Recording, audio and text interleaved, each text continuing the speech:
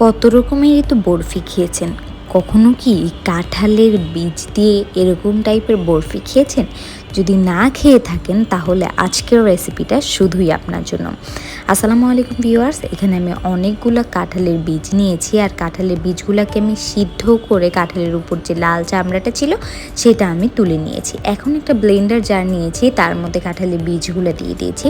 আর এইখানে আমি দিয়ে দিলাম 1 কাপ পরিমাণে গরুর দুধটাকে আমি জ্বালিয়ে নিয়েছিলাম।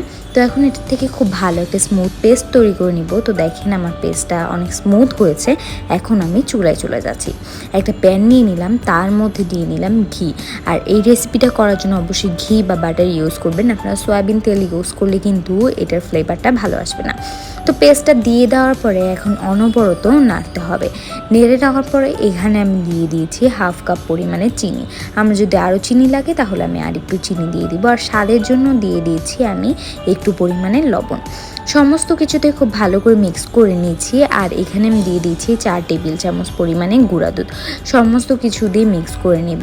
এটা নাড়তে নাড়তে দেখবেন একটু লুজ হয়ে আসবে। চিনিটা দিলে কি হবে, যে চিনির গায়ের থেকে পানিটা ছেড়ে দিবে, তখন এই মিশ্রণটা লুজ হয়ে যাবে। তো আপনারা এটাকে অনবরত নাড়তে থাকবেন যাতে এটা প্যানে লেগে না যায়। তো এইভাবে নাড়তে নাড়তে দেখবেন কি যে এইটা প্যানের গায়ের থেকে ছেড়ে আসছে, তখনই বুঝবেন যে এই বরফিটা আপনাদের রেডি। আর এই বরফিটা খেতে কিন্তু অনেক বেশি মজার হয়। তো দেখেন আমার প্যানের গায়ের থেকে কিন্তু বরফিটা ছেড়ে এসেছে। এখন আমি এই বরফিটাকে শেপ দিয়ে নেওয়ার জন্য একটা প্লেটে নামিয়ে নিচ্ছি। বরফিটাকে প্লেটে নামিয়ে নিয়ে আমি স্প্যাচুলার সাহায্যে খুব ভালো করে স্প্রেড করে দিচ্ছি। স্প্রেড করে দেওয়ার পরে যখন বরফিটা ঠান্ডা হয়ে যাবে তখন আমি বরফিটাকে কেটে নেব এবং নামিয়ে নেব।